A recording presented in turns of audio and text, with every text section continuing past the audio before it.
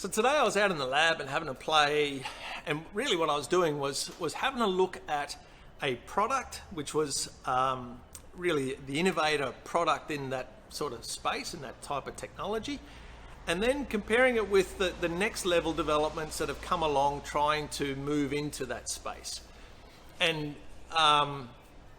what I realized is that the term innovation is used a lot, and everyone wants to be the innovator and the leader and the pioneer and all that sort of thing. But there really only ever is that one innovative product that steps out of the zone and pushes up and gets to a certain limit, right?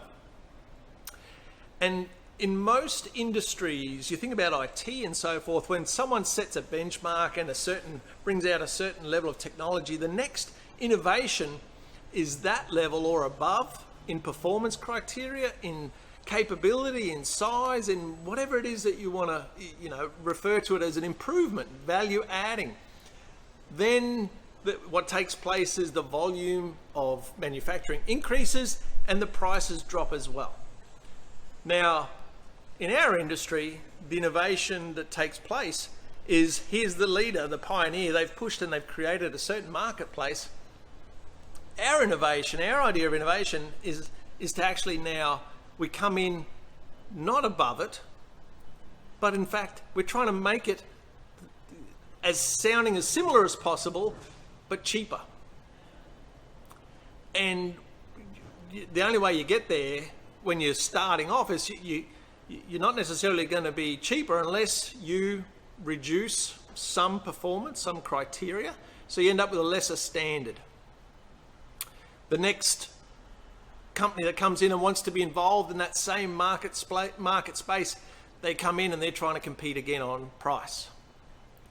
And we end up with this race to the bottom.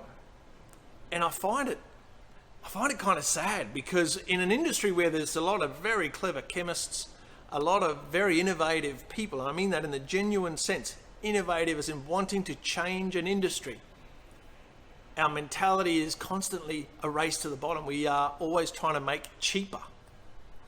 And is that because we don't know how to sell anything else that's of better value, of higher performance?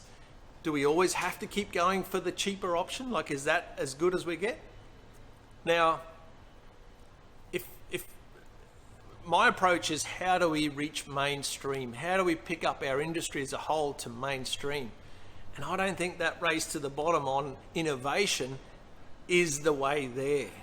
I think we have to allow ourselves to step up each time, increment better performance, better characteristics, safer for man and environment, whatever the characteristics are that are adding value to that innovation. Let's not get in that downward spiral on everything that we do, because as an industry, we just won't evolve. So I'd love to hear your thoughts on that. Is that, how have you experienced innovation in our industry? And what do you see from the market leaders and what takes place after that point? When you see the new development, what happens straight after that? Think back to the technologies that you've witnessed over the years. Like, I think about PU cements as an example. I think about polyaspartics. I think about urethanes. Like, in particular, I saw a one-component solventless urethanes, like stepping into that space now. What about water-based epoxies? Like, that's pretty old technology, but what happened from that first innovator to the next one and so forth? So maybe I've got that trend wrong. Maybe I've misunderstood it. But I'd love your thoughts on it, love your feedback, and let's get some dialogue going around that and see what, as a collective, we actually want to see out of innovation. So I'm ResinJack. As always, take care and keep smiling.